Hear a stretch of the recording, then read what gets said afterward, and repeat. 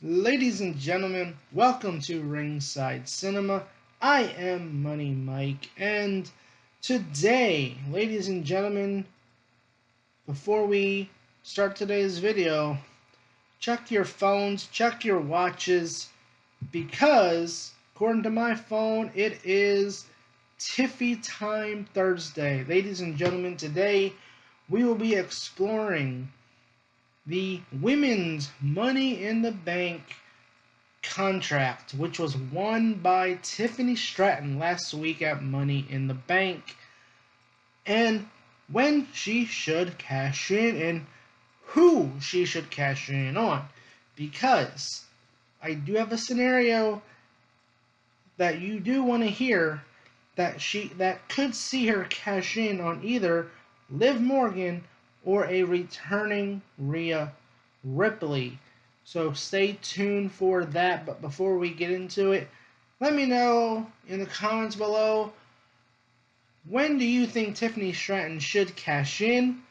And as always, hit that like and subscribe button for more Ringside Cinema as I do weekly wrestling content.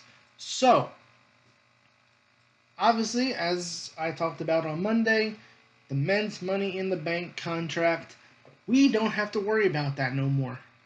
Because Drew McIntyre was so worried about Jey Uso and how he got across the border, he should have been more worried about how CM Punk got across the border and cost him his Money in the Bank cash in which a lot of fans said that it was wasted.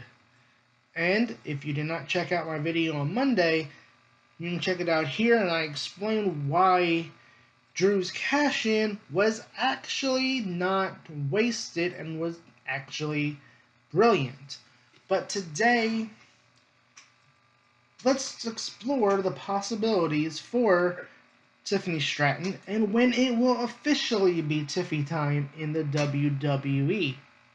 So, obviously, first things first.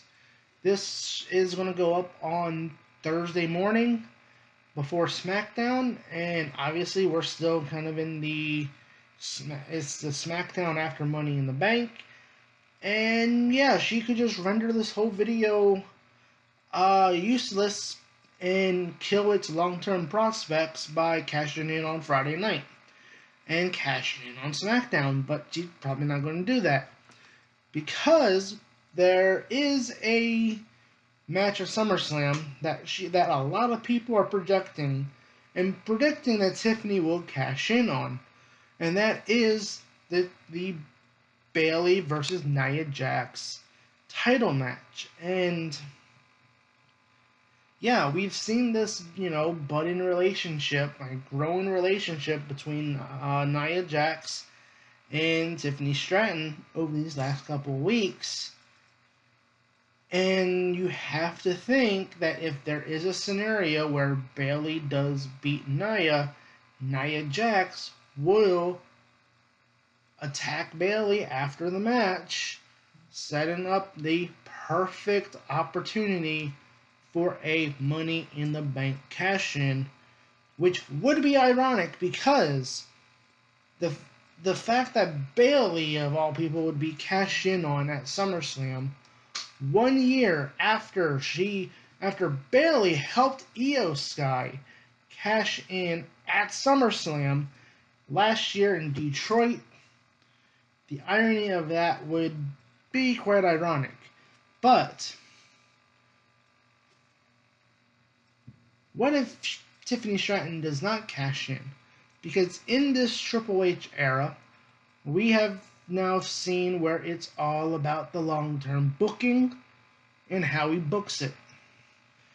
And Triple H even said in the Wrestlemania Behind the Curtain documentary that it's like a GPS. You put the destination in, and then it figures you figure it out from there. But yeah. So everything now is built on long-term booking, and that's part of why Drew McIntyre cashing in was so important, and why it wasn't really that bad of a booking decision because of the long-term prospects from the booking aspect. And obviously that means, Tiffany Stratton probably won't cash in at SummerSlam because Triple H could very well have long-term plans in place for Tiffany to cash in at a later time. Now, again, she could cash in on a random episode of Smackdown. And yeah, that would be great, be a nice surprise. But what about a premium live event? Could she cash in, say, what's after SummerSlam? Is there a September pay-per-view premium live event?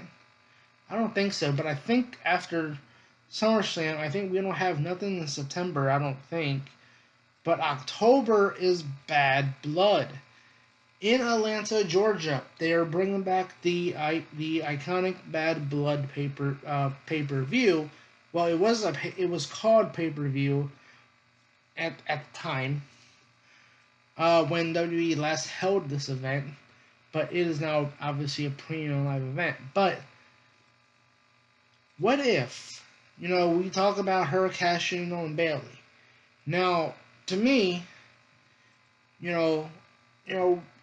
Rhea's return kind of shaked up this whole video, and I kind of delayed this video to Thursday because of Rhea Ripley's return on Raw, which you can also check that out here. I have a video about that and my thoughts on it.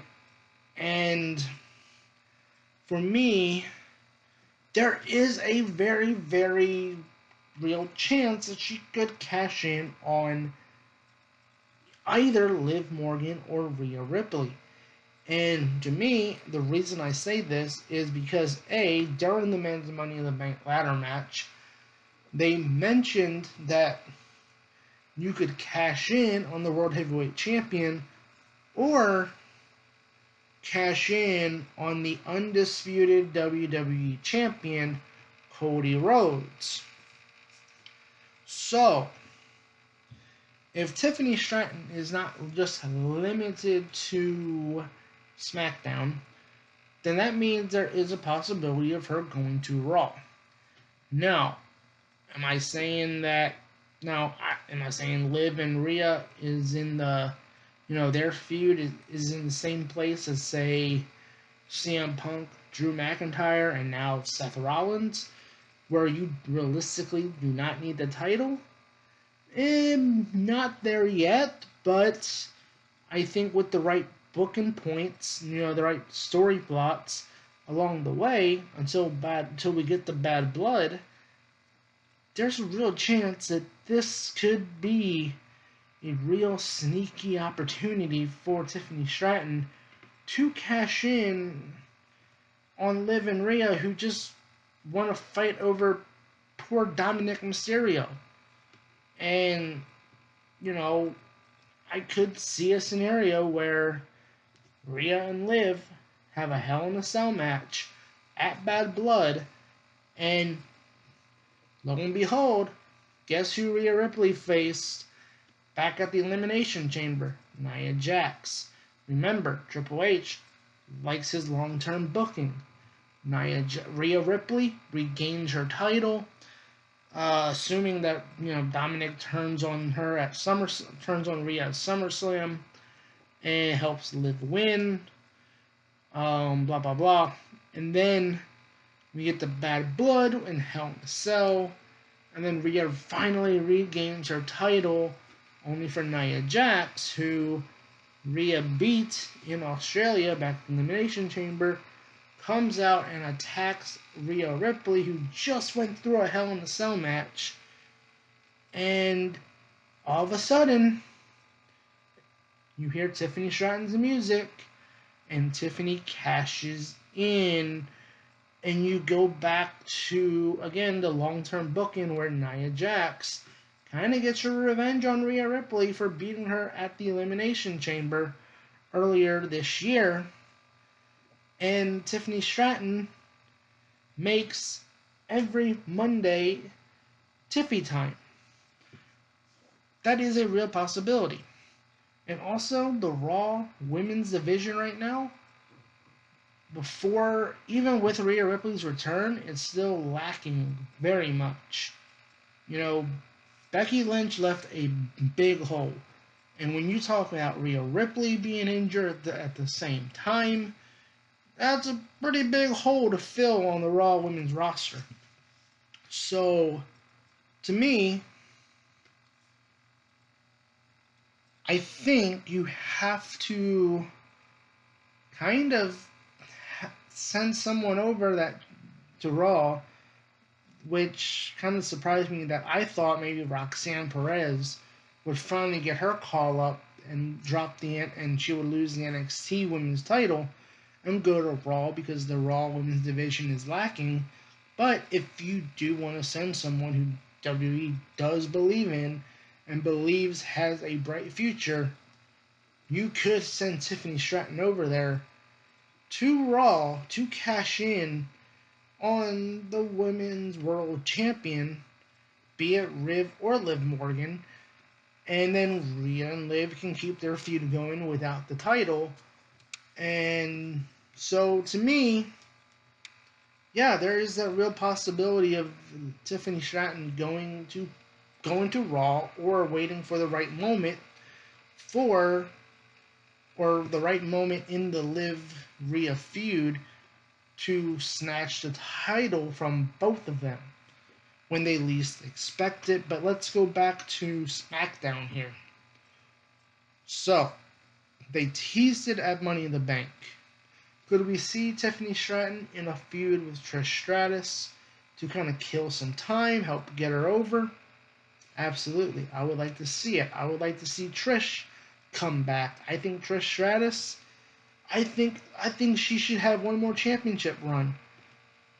And I think for Tiffany Stratton, a feud with Trish Stratus is only going to elevate her even more. So, I do think there's a chance that she could feud with Trish Stratus to kind of kill time in between her cash in. But there is something we haven't had, and that's a women's Money in the Bank WrestleMania cash in. Could it be the first next year? We've had 2 men's Money in the Bank cash in at WrestleMania. Damian Priest this year, Seth Rollins, heist of the century back in 2015. Boy, oh boy, that is going to be 10 years old next year. Where has time gone? The fact is that I think it could be very well be Tiffy time.